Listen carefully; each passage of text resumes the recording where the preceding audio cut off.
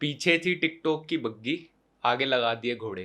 पीछे थी टिकटॉक की बग्गी, आगे लगा दिए घोड़े। सबकी वीडियोस वापस आ गई, बस मेरे और कैरी के ही लगे हैं। कोई महान आदमी ये कह के गया था कि भैया किसी भी चीज की अति बुरी होती है, और हम सब ने तो मिलके खूब अति उतारी। तो दिस इज कर्मा बिचेस। तो हमारे कुछ और स्मार्ट यूट्यूबर्स ने, जिनको दूसरों की सक्सेस हजम नहीं होती, उन लोगों ने टिकटॉकर्स के साथ मिलके पिछले कुछ दिनों में ऐसा माहौल बनाया कि हम लोगों ने एलजीबीटीक्यू कम्युनिटी को गालियां दी हैं, उनके नाम पे उन्हें नीचा दिखाया है टिकटॉक रोस्ट में। क्योंकि शुरू में इनका रिलीजन वाला कार्ड भी फेल हो गया, फिर बॉडी शेमिंग वाला कार्ड भी फेल हो गया, फिर लड़कियों को गाली वाला कार्ड भी फेल हो गया। तो फाइनली इन्होंने एलजीबीटीक्यू कम्युनिटी के कंधे पे बंदूक रख के चला दी। ये जो यूट्यूबर्स हैं ये खुद अपनी वीडियोस में बॉडी शेमिंग कर चुके हैं। इनके दोस्त खुद ऑडियंस को मिस्त्री और रिक्शा वाली बोल चुके हैं, लेकिन टारगेट करो लक्ष्य को, कैरी को। खुद ये टीगे टीगे करते तो वो बहुत फनी था, उसका इंटेंट कुछ और था, क्योंकि वो इंग्लिश वर्ड था यार। इंग्लिश में आप गालियां तो चलता है, लेकिन लक्ष्य ने, कैरी ने हिंदी में कर दिया, उनको व्यूज मिल गए। और वो तो बहुत सेंसिटिव और डिसरिस्पेक्टफुल है। मैं यहाँ एलजीबीटीक्यू कम्युनिटी वालों को भी ये कहना चाहूँगा, यार देखो, तुम्हारी बेइज्जती करके हम लोगों को कुछ ज़्यादा अच्छी नींद तो आनी जाएगी, कुछ ज़्यादा व्यूज़ तो मिलने जाएंगे। मेरे खुद रियल लाइफ में होमोसेक्सुअल बाइसेक्सुअल दोस्त हैं, तो मतलब उनकी बेइज्जती करके मैं कोई बेवकूफ़ तो हूँ नहीं कि भैया किसी को ह्यूमिलिएट करके या किसी को उसकी सेक्सुअल प्रेफरेंस पे मजाक उसका उड़ा के मुझे कुछ ज़्यादा मज़ा आ जाएगा, मुझे ज़्यादा सुकून की नींद आ जाएगी। उन वीडियोज़ में हम लोगों ने उन्हीं लोगों को गालियाँ दी जो स्ट्रेट होके भी ऐसी हरकतें करते हैं व्यूज के लिए, ऐसे प्लेटफॉर्म पे चलने के लिए। वो तो खुद ही यार तुम्हारी कम्युनिटी को डिसरिस्पेक्ट कर रहे हैं। 2-2.5 साल पहले जब मैं नया नया क्रिएटर था, मैं ऐसे मजाक कर देता था, मुझे लगता था ये सब बोलना या ऑनलाइन प्लेटफॉर्म पे कुछ भी बोल दो तो वो बहुत ज़्यादा फनी लगता है ऑडियंस को।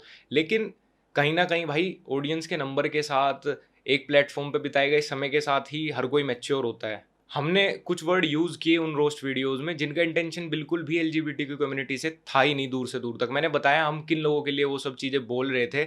और रही बात बेटी वर्ड की, यार बेटी वर्ड तो मैं अपने लड़के दोस्तों को बेटी बोल देता हूँ, मैं लड़की दोस्तों को बेटे बोल देता हूँ, तो इसका मतलब ये थोड़ी मैं उनको मेल से फीमेल या फीमेल से मेल बोल रहा हूँ। उसका तो कोई सेंस है ही नहीं, ना ही इस वर्ड का ऐसा कोई सेंस था और ना ही ऐसा कोई फ्यूचर में होगा।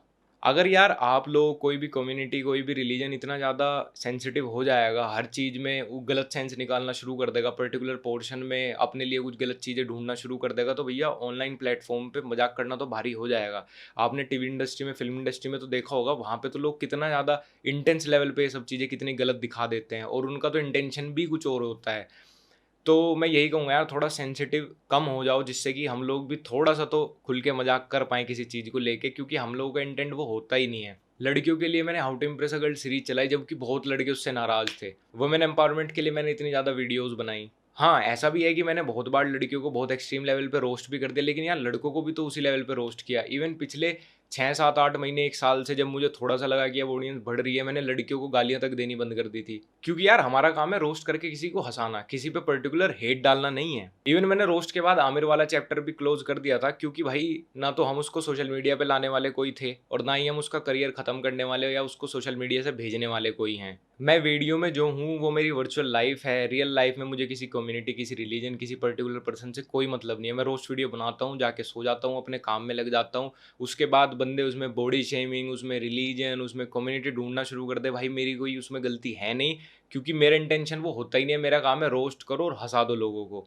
अगर किसी को उन वीडियोस से इतनी ज़्यादा दिक्कत थी तो वो बोल देता, वो पर्टिकुलर पोर्शन उन वीडियोस में से ट्रिम हो जाते, क्योंकि यूट्यूब आजकल ये वाला फीचर भी दे देता है। लेकिन नहीं भैया, कॉम्पिटिटर की इमेज स्पॉइल करना, दूसरों को नीचा दिखा के खुद को स्मार्ट दिखाना, ये तो आजकल का ट्रेंड है। खुद और खुद के दोस्त सबसे ज़्यादा खराब हैं, लेकिन उन पे कभी उंगली नहीं उठेगी। उंगली उठेगी उन पे जिनसे जेलेसी फील होती है, जो कि कॉम्पिटिटर हैं। एक और चीज़ मैं बताना चाहूँगा कि लेटेस्ट टिकटॉक रोस्ट वीडियोज़ में मैंने ये बोला था कि इनकी ऑडियंस रिक्शा वाली हैं, पंचर वाली हैं, तो बहुत लोगों ने उसको कास्टिज़्म, कास्ट प्रमोट कर रहा है, ये वो।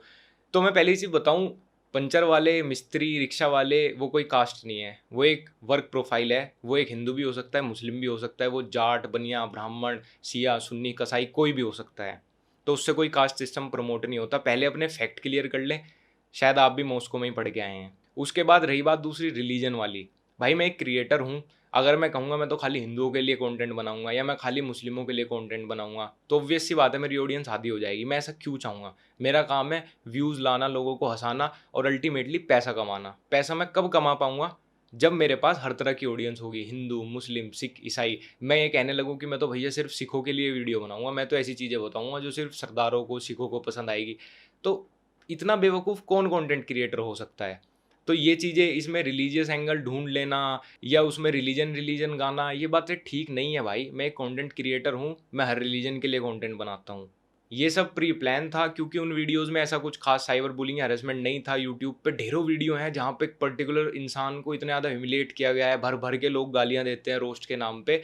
लेकिन उन वीडियोज़ में ऐसा कुछ नहीं था, टोटल फैक्ट पे बनी थी, टोटल मज़ाक पे बनी थी और टोटल रोस्ट वीडियो के अंडर ही वो आती थी। लेकिन यूट्यूब को इस तरीके से दिखाया गया कि कहीं किसी रिलीजन की फीलिंग हर्ट हो गई, किसी एलजीबीटीक्यू कम्युनिटी की फीलिंग हर्ट हो गई और end of the day YouTube को वो वीडियोज़ हटानी पड़ी।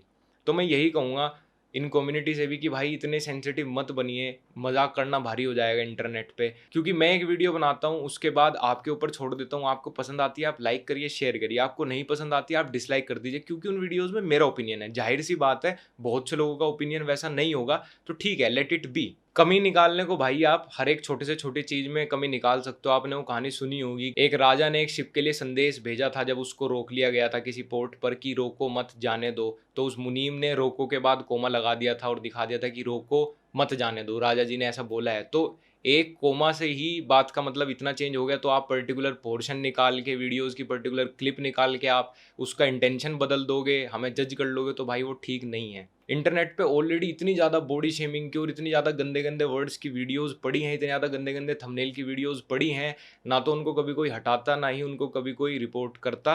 तो वीडियो ख़त्म करने से पहले मैं अपनी इंटरनेट की ऑडियंस को ये बोलना चाहूँगा कि भैया टॉक्सिक मत बनिए। मेरी और कैरी मिनाटी की वीडियो के हटने का रीज़न था इंटरनेट पर फैली टॉक्सिसिटी। यूट्यूब को वीडियो हटाने के बाद कोई रीज़न देना था, इसलिए उन्होंने साइबर बुलिंग और हैरेसमेंट का रीज़न दे दिया, लेकिन उसका असली रीज़न यही था कि उन वीडियोज़ के बाद इंटरनेट पर बहुत ज़्यादा टॉक्सिसिटी फैल गई थी। लेकिन कोई बात नहीं, वीडियोज़ डिलीट हुई हैं पिछले 1 डेढ़ हफ्ते की, हम तो डिलीट नहीं हुए। और ऐसे इंसिडेंट बता देते हैं कि भैया कौन आपके अपने हैं और कौन लोग हेल्दी कंपटीशन के पीछे आपको गिराना, आपकी इमेज स्पॉइल करना चाहते हैं और कौन लोग यहाँ पे इंटरनेट पर कितने गिरे हुए हैं। लेकिन कोई बात नहीं, वापस आएँगे इसी हफ्ते फिर एक रोस्ट वीडियो के साथ, तब तक के लिए मज़े लेते रहें।